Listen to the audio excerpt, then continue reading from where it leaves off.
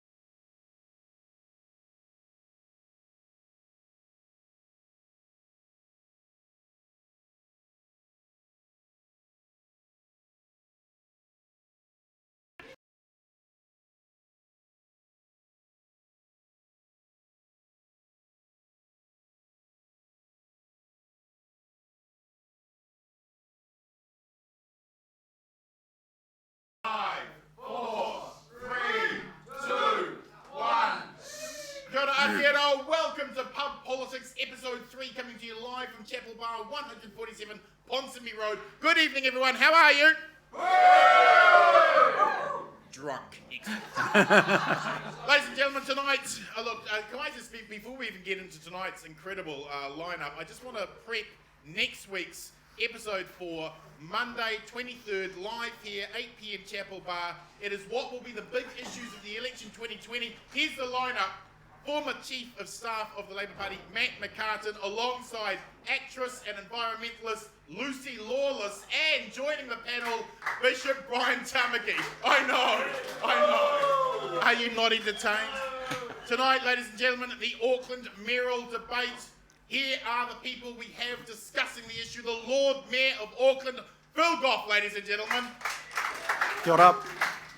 And his challenger, the wonderful John Tamahiri. Gentlemen, Uncle Phil, Uncle John, I've lived in Auckland for 40 years now, 25 of them in central Auckland, and I can say, hand on heart, it's never been a shittier time to live in my city. I've watched families and friends move out of Auckland because they can't afford to stay here, can't afford to live here, and the gridlock.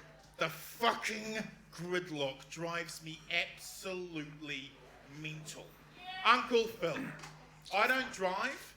I've never owned a car. I use public transport, walk or rideshare. I do everything you buggers ask me to do.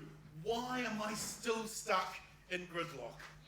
Yeah, I think the simple answer to that, Martin, is that we're growing by about 40,000 people a year.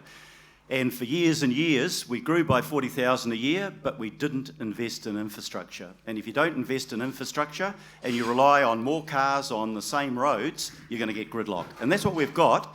And that's why the first priority I had on being elected mayor was to negotiate, as we've talked about just before, another $9 billion that'll go into our public transport infrastructure over the next 10 years. Will that be delivered overnight? Of course it won't be. Infrastructure takes time to put together, but will it make a difference? Absolutely. We hit the 100 passenger transport boardings a year 2 months ago. 3 years ago, we were on 70 million. We actually grew our network, our public transport network, last year by 21.5%. That's bloody phenomenal. We've got to keep that up. Uncle John, Uncle Phil got Auckland an extra $9 billion in infrastructure, but I and the rest of Auckland are still stuck in gridlock. When can I get from point A to point B without screaming? When? No, well, can I just answer the question he answered? The first issue is it doesn't matter whether we spend $28 billion of the ATAP budget. What will occur is that no more than 10% of Aucklanders will be on public transport even then. And you look at Melbourne, you look at Sydney, you look at Vancouver, those are the numbers, they're not my numbers, they're AA's numbers. The biggest problem we've got at the moment in terms of congestion is Auckland Transport making war on people that are in cars. I get it intuitively to get out of cars into public transport, but you've got to sequence the war on the car. You've got to stop going from 4 lanes to 2 lanes. You've got to stop resequencing lights to frustrate drivers. You've got to stop all the judder bars all the time. Judder bars are okay at different places. You've got to stop the dropping of speed limits in town because it banks up the arterial routes. So there's a lot of things we can do to sort gridlock by ensuring that Auckland Transport stops its war on cars. I get that, but we've got to sequence our move towards where we're ultimately going to head. There's no park and rides. There's no investment in park and rides. There's no investment in getting people to where our public transport systems are anyway. Can we both just get a quick word from you on the park and ride thing? Because I know a lot of Aucklanders use it. What's the point in building a park and ride that doesn't have enough parks so people can ride? It drives people nuts. Let's get the 10% figure right for a start. That's not right. That's 10% of all vehicles miles used all over the city 7 days a week. Get a better figure. It's how many people come into town from the North Shore when you've got a good service on the North Shore busway. And the answer is 53%.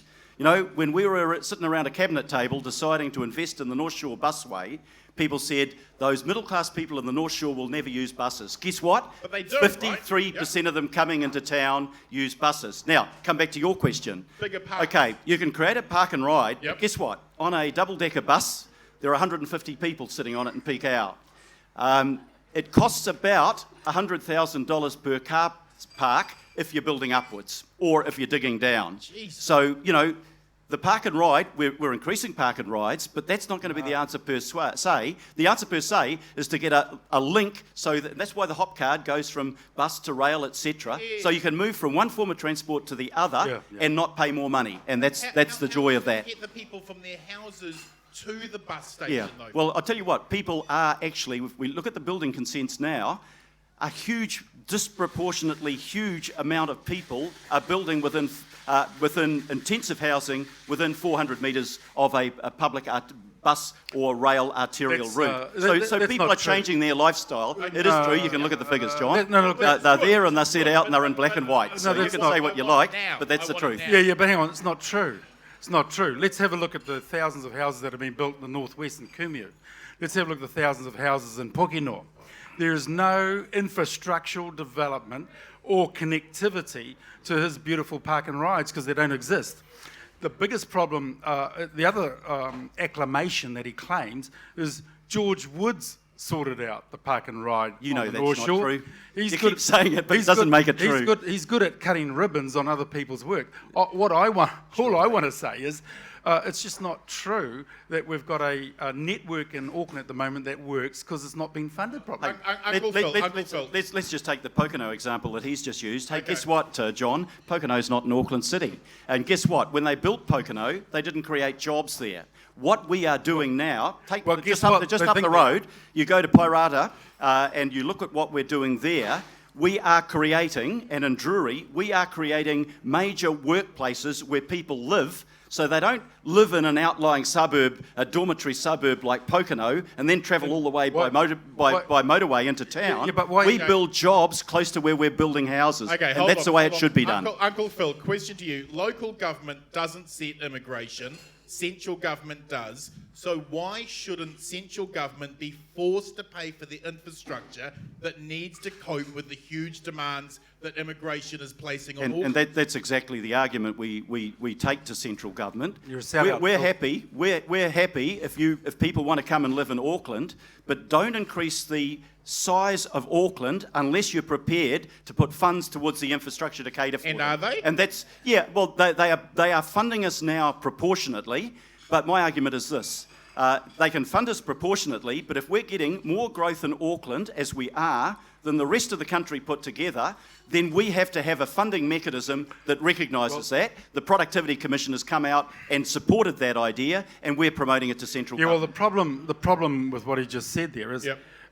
he's been appointed by the ruling council of the Labour Party to stand for mayor here. And He that's will bullshit. sell out. It's bullshit. He will sell out, and so what we've got to have is a champion for Auckland rather than a puppet to Wellington. Here's the thing about the money that you just raised. Yep. It's because it's important because he had a good ramble there. The problem we've got is that Auckland has funded Christchurch, Auckland has funded Kaikoura, Auckland has funded Wellington, Auckland, the Provincial Growth Fund, $3 billion. Aucklanders can't put their hand up for it, but fund it. We've had enough of our money, and then he goes and puts 11.5% petrol tax on top of us, only Aucklanders, discriminatory to Aucklanders. It's about time you had a mayor that stood up for Auckland, championed it, like the mayor maybe of London champions London or New York. Well, hold on, Uncle John. Last year, Auckland Airport received 2.72 million tourists. That's almost 3 times Auckland's entire population using that roading system. Sometimes you can't even use those roads because it's gridlocked around Auckland Airport. Yeah. Why isn't there a serious attempt to fund infrastructure at that pressure point? Because in the 80s, and he was a cabinet minister then, they took all the central government funding away from territorial local authority cities. The net result of that is that we're now dealing with a failed, legacy, right? failed orthodoxy and a failed status quo. And you need to change it. And Auckland has the leverage because it produces 40% of our GDP. It's nearly 40% of our population. It's the whole population of the South Island plus 50%. If we don't use our leverage against central government taking everything to Wellington and redistributing it against our interest at a moment that we require it, you get a sellout and a puppet to Wellington. Okay. Well, hold on, Uncle Phil. I want to put this. I'm glad you mentioned the airport. Yeah, please. That's really relevant because today I went to the sod turning to the construction of a new bus rail transfer station. Yep. $62 billion worth. 75% funded by Wellington, which is good, and the other quarter by the petrol tax that John wants to give away. And what's that going to do?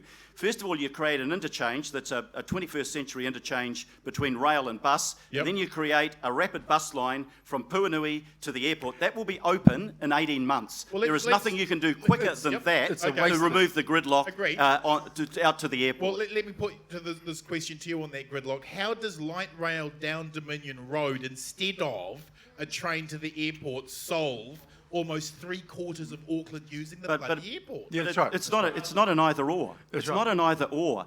One, you've got to have more heavy rail. That's why we're doing the City Rail link, and that will double capacity so that through Auckland we'll be capable of moving 54,000 people an hour because we future-proofed it. So the rail can do that. It can do that for John's area. You'll be able to get into town 17 minutes quicker. From Papatoetoe, you'll be able to get into town 10 minutes quicker, and you'll have more frequency because you've actually got that rail link. So that's a huge project. Secondly, light rail goes where trains don't go.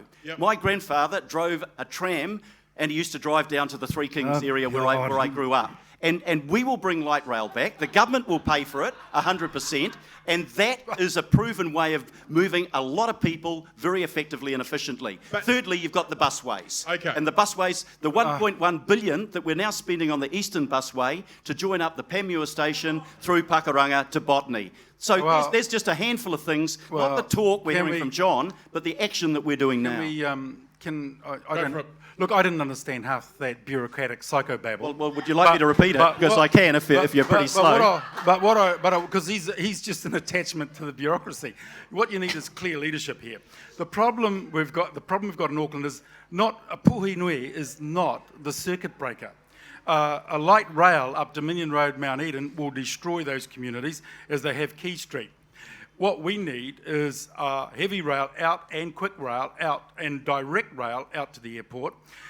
The light rail up Dominion Road, Mount Eden, all through there isn't light rail. It's slow rail. Is that hold on? Is that rail all the way? No, and it's a nonsense. Yeah, it will go. It'll go. It'll go up. We've already got the tracks in line right now. We just need to invest in them to get heavy rail out there and direct rail. That's just not true. That is not the case. Round of applause there.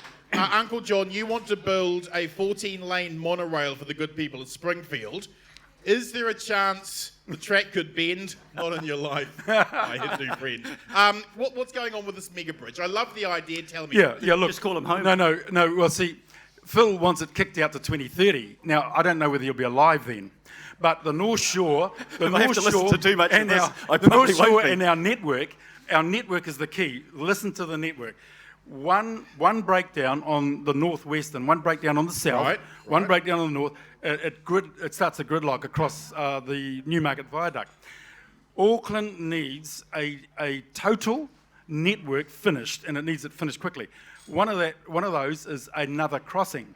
Now it might be a tunnel, but at least I've proposed the solution rather than kicking the can down the road to 2030, which is what he wants to do. Uncle Phil, is it? Hold on, just my question to you. The 14-lane monorail seems funny, but don't Aucklanders want big vision that actually changes things? The horror of the CRL is that for all the carnage and disruption it's causing right now, there's a good chance, based on how poorly Auckland Transport calculates its demand for other public transport use, it could reach capacity within a decade.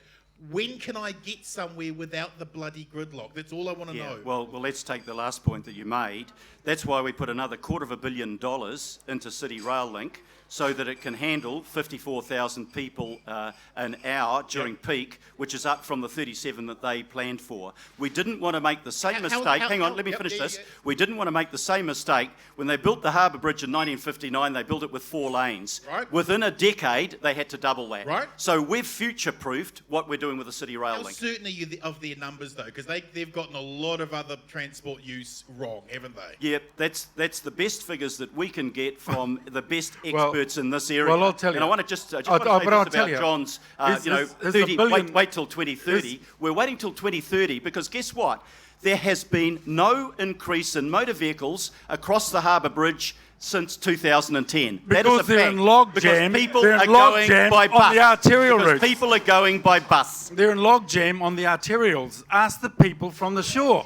They're not on the bridge. They think the bus service is fantastic and they're voting with their feet. That's why they're travelling by bus. They're stuck in traffic on the congestion routes. On the dual route. Uncle Phil is good mates, with the dirty, filthy Wellington bureaucrats that have helped engineer this gridlock, while you wake up every morning and start fights with yourself. Is the difference between the two of you the following? Vote Phil, probably get the gridlock, and the knowledge that the dirty, filthy Wellington bureaucrats who engineered this gridlock will get a Goff cuddle, or vote JT and probably get the exact same gridlock, but the warm knowledge that the dirty, filthy Wellington bureaucrat that engineered this gridlock is going to have to deal with someone as insufferable as you. Yeah, is that the difference? Is that the difference? Well, it's part of Not from my side. That's The part of the second half of solution. that might be true. Okay, now if you keep interrupting me, I'm going to turn this into a circus here, mug. Now settle down. Oh, Now don't get angry, John. Please don't get angry. No, well, I don't. You're getting Not a good excited. look. He's getting excited. But you'll Not actually like you make are your not. life. You'll make Yeah. your life a living hell, right? What will happen is that we've got the New Zealand Transport Agency with $18 billion worth of funding.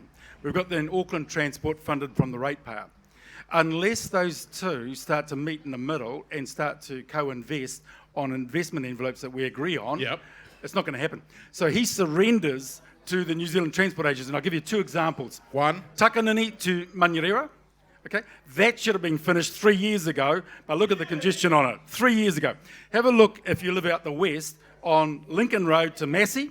That should have been finished, but what does he do? He just sits on his hands and does nothing. Phil, is it that you're too good at mates with these buggers? Because I really hate the gridlock.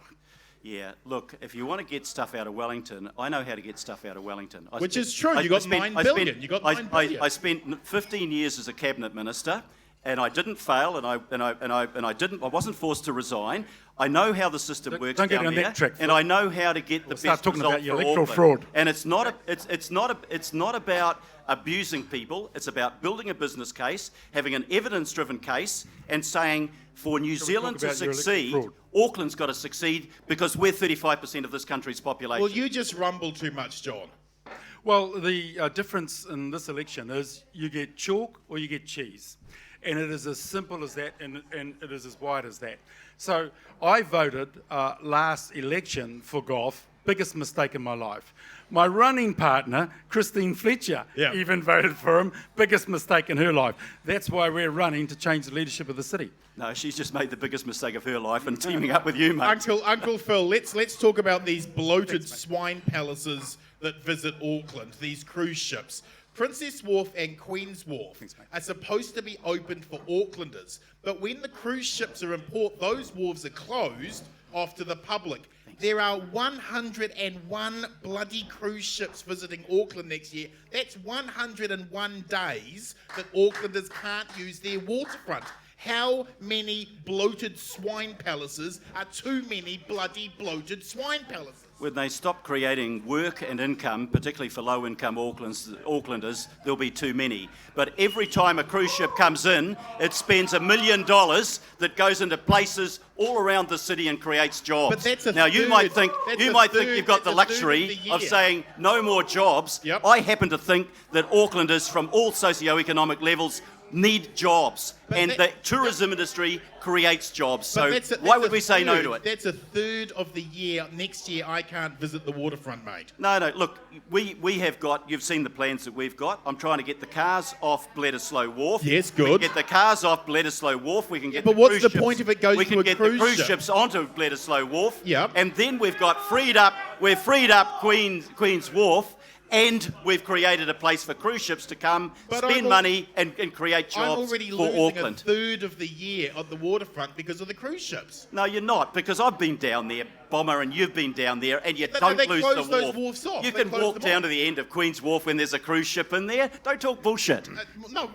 Well, perhaps you need to go again because they closed them off. No. I've been down there, mate, when there's been a cruise ship in. Okay. And do we need to Well, move you to a place need- where the big you- cruise liners okay. can come in? Of course, and that's what our plans are for You Bledisloe. might need to have a chat with the website because it clearly shows where you can't Yes. go. Uncle John, I want to continue with these. Aren't these bloated swine palaces the perfect example of wonky economic growth? Sure, they make money for the port, and there are replenishment dollars to be had, but the tourists flood downtown Auckland, pushing up the store rentals at the bottom of Queen Street for expensive international brands that locals don't buy from, and the homeless sit outside the Dior and Gucci stores begging. Isn't that juxtaposition of beggars outside luxury brand shops the very wrong time of Auckland growth, isn't it? Well, look, the homelessness down the bottom of town is a disgrace to Goff and to all of us. and my mayoralty will fix that up, right, within 18 months. Let's park that up because there's a solution coming to homelessness, right? Well, you come out to West Auckland and you show me anyone laying on the gutter out there that I haven't picked up or one of our team hasn't. on. You go out there. There are 27. Vision West is picking them up. There are 27 homeless out there who are so broken that they do not want to be in any claustrophobic environment because everyone that they loved or thought should love them sodomized them and screwed them, and they are mentally unwell. I understand homelessness. I understand how to fix it. I've been doing it for 35 years. Don't any of you in here ever question my integrity or credibility around fixing up vulnerable communities? Okay, I want to move on I'm to going to have that a go on because that one too. one of the things. No, I want to talk about the bloated. I want to talk about his bloated ships, right? Okay, let's hear Here's it. the problem in the city. It's called. Are you going to stop it's them, called- John? It's called affordability. It's called affordability, and you gouge, but you have a low income and a low wage society. Are we all going to become servants to tourists selling lattes and everything else at a low income in this country? I want to have a grown-up conversation about how we lift more dollars into the bottom end of town. People earning under $60,000 a year in this city are being gouged not just by high rents, but by poor salaries. Poor buggers behind this bar, even. Okay. Where are you, Time. Dello? Yep. Okay, Phil, I go for want to it. make a couple of comments. Firstly, tomorrow night we're going to be celebrating with Living Wage. Yep, That yeah, that's actually I got a living wage through 40,000. council for all of our council employees, and it came into effect on the 1st of September, Amen. the last That's great tranche of work. that. That's And I'm great proud of that. I'm proud of that. Great work. Now, I want to talk about the homeless, because enough of the talk, and it's what is it about the walk?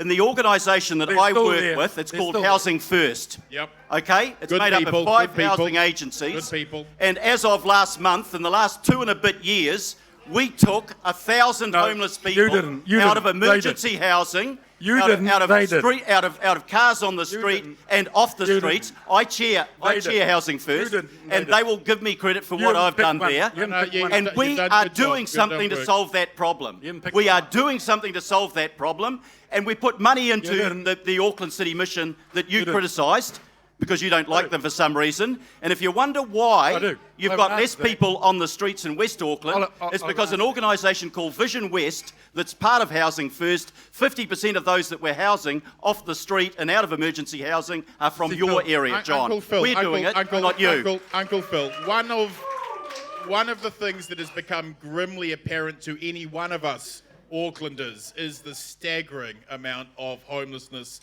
and begging. What the bloody hell went wrong? No, he's How fixed have we it. got He it just this told bad? you he fixed it. No, Okay. How has it gotten so bad? How do you It fix got it? so bad. I've never seen it in the 40 years I'll answer your question when you're finished. Okay, it got so bad because while the population of this city went up, the housing stock didn't go up.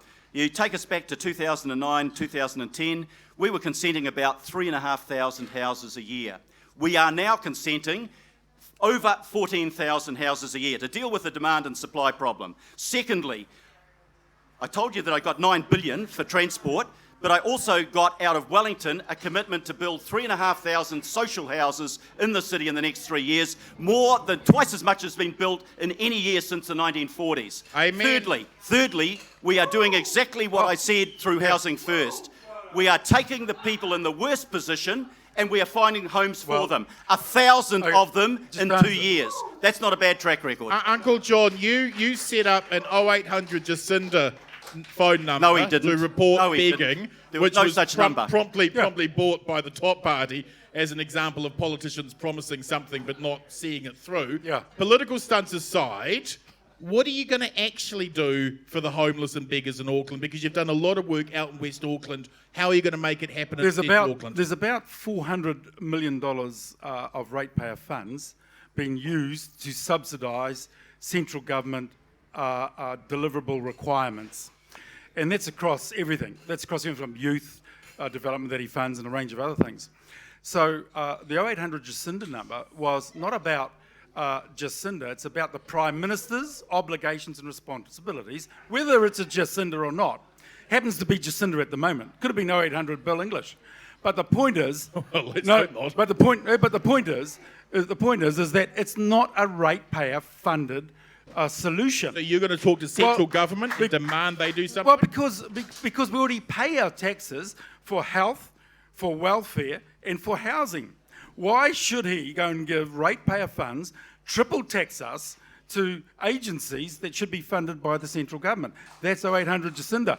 Now, unless we get some fiscal probity and rigour and control, this guy knows how to tax and spend, but he doesn't know how to get his money out of his mates from Wellington. Uncle Phil, you were very vocal last year when you told everyone that you shut down crypto-fascists Molyneux and Southern. But as mayor, do you think that you should have the power to be able to censor others? No, and I don't have the power. That's absolutely clear. Can I stop them? And they're appalling bloody people. They are. You know they're appalling Absolutely, people. no question. They come here to abuse and insult people of minority ethnicities and faiths. And I've got no time for that. Zero tolerance for that racist crap. Okay, so I spoke out against it. Could I stop them coming here? Of course I couldn't. Could I even stop them hiring a hall? No. The reason they were stopped from hiring the hall was because of the safety factors that RFA put in place. About that but did you want me to sit there quietly and say, these people are welcome in our country? They're not bloody welcome in our country. They should never have come here. They were never welcome. They are entirely negative, and they abuse and demean and insult people that don't deserve to be demeaned and insulted. Well, amen. Uncle John, if John Banks was mayor and he didn't want a council venue used for a gay rights activist to speak at, should the mayor have that power to decide that they can't? And what would you do if these alt-right crypto-fascists came back and you were mayor? I'll answer this question very quickly. I, from my side of the street, looking like me as a half-breed, right? I have a right to aspire to higher office. His mates in the ruling council of the Labour Party determined I had to go to the back of the bus. Now, if that's the type of person this guy is and his mates, I got a problem with him. Now, here's the other thing about his view on others and censorship. I believe that Kiwis are grown up enough to visit the opprobrium on people that visit this country and are into that sort of speech. I'm not the chief censor. I don't understand moral compasses for everybody here. I don't have the ethical compass for everybody here. What I do believe in New Zealanders is their right to make the right decision without someone becoming a censor. I understand hate speech, and I understand that we should actually bring laws out against hate speech, but here's the thing. Who determines what that means in a specific environment? You know, so we've got to be very careful about somebody being a hypocrite. No, you've got to be very careful about someone being a hypocrite for political reasons only. Yeah, well, let's just say why the Labour Party didn't want you, mate. Had nothing to do with your ethnicity. Had everything to do with the offensive remarks you made about people on the basis of their sexual orientation and their gender. Well, we're going to go down why that they track. didn't want you. Yeah. No, we're going to off now, folks. If we're going to go, hang on. If we're going to go down that track, the New Zealand Police Force today are investigating him for election fraud. 300. I wonder who made the complaint, John. $344,000 at a Chinese auction. I wonder. Now, here's the problem. I wonder who lodged that false complaint. Here's the problem. He was the man that prosecuted John Banks for this. He changed the law and he broke the law, and that's going to come out. Uncle Phil, climate change. That's a piece of you want to go that you originated. You want to go down that track, Phil? You want to go down that track? What I'm saying is a fact, and everybody knows it in this You're room. a crook. No, You're and a fraud. what we're hearing from this guy is abuse and insults, and I'm not going to lower myself to that. Well, but I do have the right to say You're a fraud. that you were wrong to say a the Labour fraud. Party didn't want you because of your You're a ethnicity. fraud. That is entirely untrue, and you know it's Phil, untrue. you're a fraud. But you know, we can go down a long track record fraud, that Phil. you've got. I will stand by my integrity, and you can abuse me and insult me as You're much going- as you like. but you're going to jail. And Donald Trump is alive and living and sitting next to me at the moment. Okay, but it won't do you any good. Back to your corners. Uncle Phil, climate change is an existential threat to us as a species. What will you do to future-proof Auckland from catastrophic storms like last year's April storm that cut power to 180,000 households? When will all power lines be underground to protect Auckland's electricity supply? Yeah, well, you were never going to put underground the main power lines, for example, across to the west coast and PR Yep. that go through the bush and across the ranges. And the fact is you can't future-proof against that sort of thing. What you have to do is to be able to respond much more quickly than Vector proved able to do on that occasion. But, you know, what we have to do as well, you've got climate change adaptation, and we have to do that because it's already happening. But you've also got to have climate change mitigation, and that will have to be at the heart of what council and government and everybody in this room does if we are to prevent the catastrophe that will hit this country economically and environmentally if we don't get on top of climate change. Uncle John, the August storm this year that flipped that 60-foot catamaran in Auckland Harbour had winds in excess of 250 kilometres an hour. What will you do to strengthen our infrastructure to prepare for that future, civil defence-wise? Yeah, well, look, my name's JT, not JC, so I don't have the capacity and capability to beat the acts of God or the acts of nature. Fishes and loaves for the corner, please. So what we've got to do is endeavour to future-proof the way in which our architecture and our building structures work in the face of new threats. Here's the other thing. We've got to be very careful about where we start consenting building as well in regard to increases and the like. Final thing I'll say is this. I want to discuss matters of substance here. I didn't bring the personal attacks in until he did. And I want to say this. Not much. I know I'm going to go on with this issue that I've raised tonight because he asked for it. Thank you. Uncle Phil, housing in Auckland is a nightmare. What are you doing about making houses that isn't as pathetic a solution as Kiwi Build? Because, God, that's been awful. Yeah. Well, there's a range of things we have to do, and some of those are within the power of council and some aren't. Yep. What are the two things that council has to do? First of all, they have to make sure that we have enough land zoned for homes to meet the demand and future demand, and actually flood the market a little bit so we can get land prices down. And with the Auckland Unitary Plan, we did that, and our chief economist, David Norman, says we've probably driven land prices down by about 6%, and that's a really good start. The second thing is that you can create the land, you can zone it, but if it doesn't have the infrastructure in place to build on, then you can't build there. So we are working really hard to make sure that we are connecting up the infrastructure in a whole lot of ways. The water, the wastewater, the community centres, the public open space, and most particularly the transport. Thirdly, the market will not solve the worst of our housing problems. That's why you've got to go back to the era that my dad proudly lived through and supported Labor through, which was building public housing to make sure that those that can't pay market rent and can't buy a house on the market at least have warm, dry, safe, affordable homes, and that's critical. Well, Uncle, hang on. Hang on, Napoma. This guy had 32 years in Parliament to do that. 3 years proud as Minister of Housing, and this guy had 32 years in Parliament to do that, and he wakes up and he wakes up. Part of the team he wakes up deliberately. He wakes up today. Shouldn't. He wakes up today and he makes those sorts of statements. Why didn't he fix it in the last 32 years when he was in Parliament? Now, we've got a problem here, and it's called integrity and credibility. Well, let's get onto that integrity and credibility. Okay, you got into, Uncle John, you got into this mayoralty battle because you claimed council was screwing the scrum with their housing developments. You've actually built houses for the Waiperera Trust and multi-urban authorities out west. What are you going to do to make sure to get some bloody houses built? If you come in at the end of this year, what are you going to do? As Goff has said, and he knows it, the private market development space will not build affordable housing or social housing. The only person that can enter the market to change that model is the state. As we did after the Second World War. We built 100,000 houses after the Second World War without power tills. How do you think Pointchev, Mount Albert, Avondale, Mount Roskill, where I lived, so how are you going to get central government to do that? How are you going to do it? Well, they've got the budget. They've got the balance sheet. But they don't like you much. Yeah, but who cares?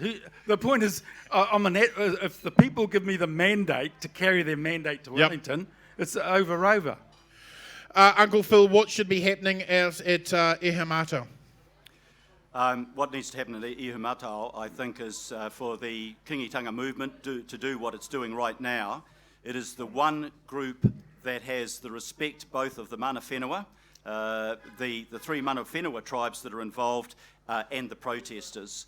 And we've played our part as a council. We have protected 92 hectares of the Stonefield site, which has the critical cultural, geological and historical features on it. We have taken another block of land just a month ago that we own there, 8.9 hectares, called the Rennie Block, and we've said that will not be built on, that will be public open space. And now you've got that Wallace Block in the middle, whose future has to be determined. But it's not for me to come in and tell the mana whenua, or for that matter, I'm giving you exactly the answer, so you can stop interrupting on that. That is the way to solve that is not by us determining what the outcome is. I'm not going to override Waikato Tainui. I'm not going to override to Kawarau Amaki. I'm not going to ride Waiahua. I'm saying let's create the environment where Māoridom can solve it. Actually, John, that's not sitting on the fence. That's what the mana whenua have asked us to do, what do we need to and do that's in the Ihumātao? truth. Yeah, well, you just heard some more bureaucratic psychobabble. All I want to say to you is that a wonderful solution that all Kiwis, and particularly Aucklanders, will be proud of, will be announced in the near and foreseeable future. It is not for me to disclose that outcome, but what I do want to say is this: as a mayor leading the city, there could have been a far more proactive approach to bring a solution to this a lot earlier. That didn't occur. All I'm saying to you all is that you'll be very proud of our nation and of our New Zealanders in protecting a heritage estate, which is the same. I think we're getting a scoop here, folks. No, which is the same. Look, Stonehenge, okay, to pretend that some of our sites, we're a young nation, we're growing up and we're making our nation manual as we go. Ihumātao is part of a determination of who we are as a people, not Māori, but as a people. As New Zealanders. As New Zealanders, right? And that is where it's all going to land. Uncle Phil, council-controlled organisations are a bloody oxymoron like Trump's daily intelligence briefing. How are you keeping control over them? Why did you pull councillors off Auckland Transport when you first moved in? Well, a couple of questions there. First of all, I abolished one of them, and that was proposed by his running mate. So, that's slightly inconsistent with the position the team is taking there. Don't pick on Christine when she's not here. Secondly, we have worked as a council to tighten up the controls that we have insofar as we can control the CCOs by setting their strategic direction, by setting their budget, by setting a statement of intent that they have to follow. What I can't do is interfere operationally with Auckland Transport. Why can't I do that? Because the law says that I cannot do that. Now, why did I take two councillors off? Firstly, they had completed their 6-year terms. They are full-time councillors. They were getting paid $53,000 a year on top of their council salary to go to sit on that board. Well, they should have been doing council business. Wouldn't it be good to have a voice on the board, I'll come back to your question. Yeah. Thirdly, I looked at what the Auditor General said, and he said it's bad practice to have members of the governing board sitting on the boards of the CCOs. Now, when the Auditor General says that, do you think I should just ignore him, or should I pay some? Well, one of them got locked up for fraud. Because I'm actually genuinely curious about this. So there was actually an issue of who gets to have a say over those boards while they were sitting. Was that the issue? I'm telling you, and you can go and read the report for yourself, the report of the Auditor General, and said that it is not best practice to actually have your councillors sitting on the independent boards of the CCOs. Okay. Uncle John, how are you going to force the CCOs to do what we want? Because they're owned by the citizens, right? And what the mayor's got the right to do is to appoint the chair and the board. And you're going to sack everyone on the Auckland Transport board? Is that what you're doing? No, they know they're going. But let's that's really funny. That does kind of warm the cockles in my heart. It's really funny. They're already going. They're already going. The appointment of every one of those people. If I could just continue about the CCOs, you've got Panuku, right? It's a $3 billion property company. Yep. It just sold a property downtown there for $3 million. And you voted for that to happen. You were on council and you voted for that to happen. 5,500 square metres. just up the road at the Victoria corner, 4,400 square metres on the market for 83 million. I know for a fact, and Phil knows for a fact, that the guy that got that deal has now put it back on the market. He's put it back on the market for $80 million. He's going to make a $77 million profit because of this mug and everybody else down in that Panuku. Or there's either incompetence or there's corruption. And I've told you, Phil, someone's going to jail. Someone's going to jail when I get downtown here to clean the house. That's what Donald Trump said as well. Send her to jail. I want to tell you this, Bomber, and you need to listen to this. This man had voting rights on the Finance and Performance Committee that considered that case, and he voted for the sale to go ahead. 2016. By the time I became mayor, 2016, it was a done deal, and if I'd broken that deal, it would have cost tens of billions he's right. in breach of in contract. 2016, he voted for it. In 2016, I agreed to the deal. That's why I know it's broken. And well, why did you vote for it? Because in 2016 it was the right deal. In 2019, we now know the guy never fulfilled his development options, Phil. You've never been in development. We're building 120 houses out there in West Auckland right now. Uncle Phil voted for it, Uncle, and then you wanted us to breach the contract that you agreed for council to sign. That's a bit rich. Uncle Phil, Uncle John will gain investment into our water infrastructure by selling 49% of water care to ACC or the Super Fund. Because Auckland Council can't borrow any more money, isn't his idea quite smart? No, it's a stupid idea, and it's privatising 49% of water care. Let's consider what water care is. It's a monopoly organisation that delivers an essential human need, water. It actually works efficiently. Ask the government, the previous government, what the best water provider in New Zealand is, and they would tell you water care. But what happens when you sell 50% of the shares, regardless of who you sell them to? It's 49. Sell them 49. Sell them to Super. This is a key point. This is a key point. You sell 49% of the shares, $5 billion. Even if it is the Super Fund or ACC, they are going to ask for a commercial return on their investment. That's their obligation. That requires everybody in this room's water rates to go up by $200 to $300 a year. Who is that going to hit most? It's going to hit the families with kids and the low-income people. That's not equitable. It's not sensible, and I will die in a ditch to oppose the privatisation of water care. He's gone to the mountaintop on this one. He's gone to the mountaintop, John. You gave him a good ramble. Hang on. Before you say, it is interesting that you don't like privatisation, but you did get the only vote to cross the floor to vote for the TPPA. Absolutely, and I make no apology for that. And the government's now supporting it. Can I answer John? Firstly, Phil knows about privatisation. He sold the Bank of New Zealand. He sold all of our strategic telecommunication assets. He sold New Zealand Rail. He sold and sold and sold. That's privatisation. 51% is control and ownership in the hands of the citizens. He's maxed out our balance sheet, 265%. We can't take on more debt. We've got to use our assets a lot more smart and a lot more clever. 49% of those assets will be sold to either New Zealand Superannuation Fund or ACC. It's not going offshore.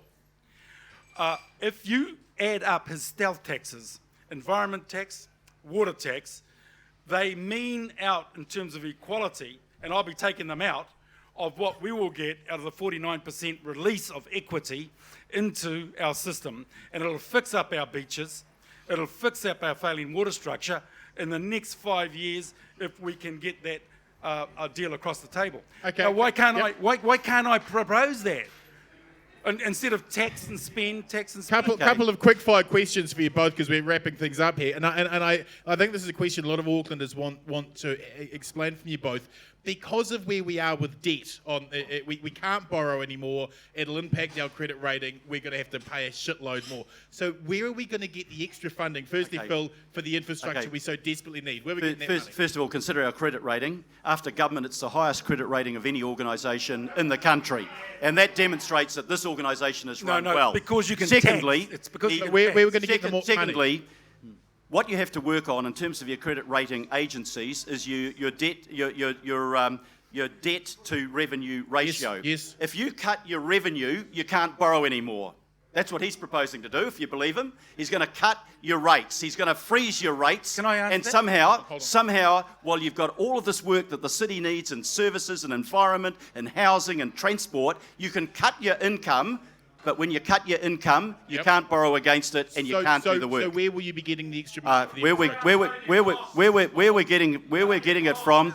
Yeah, you look. Just keep we want the answer. Where are we getting the money from? Where we're getting the money from is, one, we have increased the capital funding we've got from government. Yep. We've already established that. 9 billion. Secondly, you are working. Do you hear what he's saying now? I don't care. I want the bloody answer. Tell me where the money is. I'm going to get you. You're a fraud.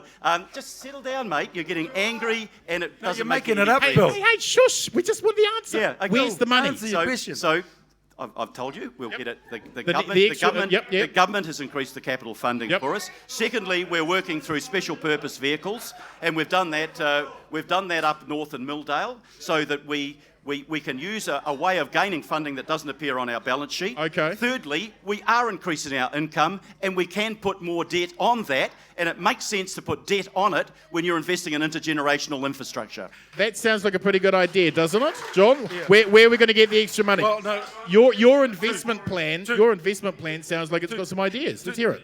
No. Well, look, we've got to rebuild the balance sheet in the city. Phil's never run a business. I employ 250 people. I understand how businesses work. So to rebuild the city, we've got to use our assets a lot cleverer and a lot more smart. Well, we've got to take pressure off affordability in the city. We've got to smooth the pain rather than him with his 4 stealth taxes and the general rate going north. So to change that scenario is you've got to use your assets a lot better. I've already indicated that. The next issue is the rates freeze. You cut costs. 1% I need to save a year to save his 3.5, which goes to 10.5, which goes to 13%. I can save that by cutting costs in the city. It doesn't hurt my loan to revenue ratio. It doesn't hurt anything. If you think the bloatedness of the bureaucracy downtown, or any business, have a look at your own businesses, ladies and gentlemen. If you can cut 1%, you should. That's all I'm asking downtown there. You vote for me, and we'll get a sea change. Final couple of questions. Uncle Phil, what is it to be an Aucklander, and why do you want to be Mayor of Auckland City? I want to be Mayor of Auckland City. This is a city that's nurtured me. I grew up in it. I was born here. I was educated here. I raised my kids here, and now I'm seeing my grandkids raised here. And I want to make this a better city for our kids and our grandkids. And that's why I do a job that I spend 70, 80 hours a week on, because I believe in the future of this city. It's a fantastic place, and we can make it great for our kids and all of our kids. Not just the kids on the right side of the suburb, but the kids that are growing up on the hard side of the suburb. We've got to give them a fair go and create a great city for them. Uncle John, what is it to be an Aucklander? Why do you want to be Mayor of Auckland City? I want Aucklanders to go to a sea change and understanding how mighty and powerful we are as part of the country. We bow our head too much. We think we're lesser than solely because we're bigger than. The sooner we start to lift our mana in ourselves, we'll start to honour ourselves a lot better. I'm standing also, I'm not going to have another human being laying a gutter down there as he walks past them. I'm not going to have the nonsense that's going on with arrogant bureaucrats that walk over the top of us when they're public servants paid by us. I'm not going to have the lack of social housing that he's capped, and he's before the Human Rights Tribunal on that right now. Uncle Phil, what do you wish for the grandchildren of Auckland?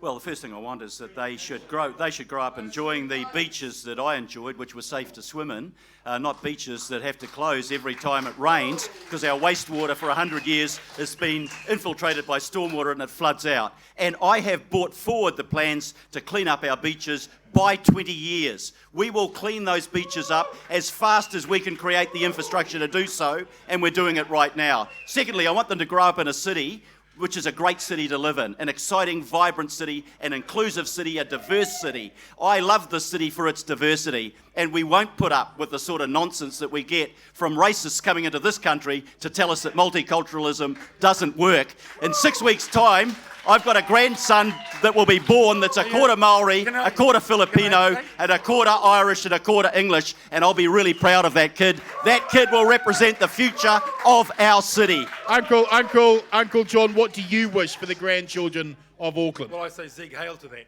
But the point is... Just like the Nazis. The point is... That's a funny thing. What do you mean by that? What do you mean by that? But the point is... That's weird. But the point is this, right? I never interrupted you.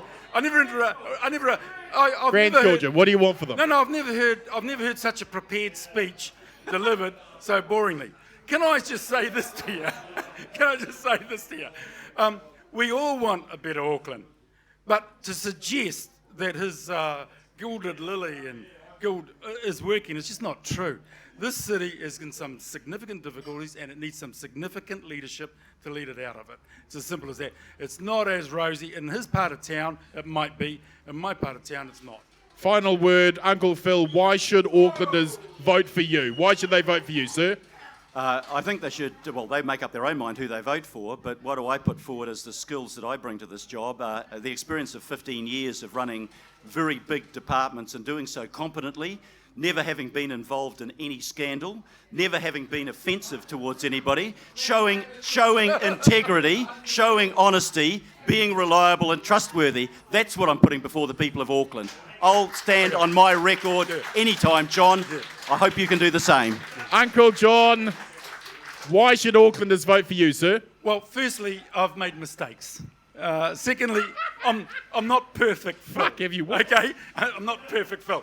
And I've learnt from mistakes, and I'm a lot better for them. No, in terms of family, I'm one of 12. Okay, I've got 6 kids, 8 grandkids. Now, we're Catholics. Don't hold that against me. I'm also Irish. Don't hold that against me. But here's the thing. We won't.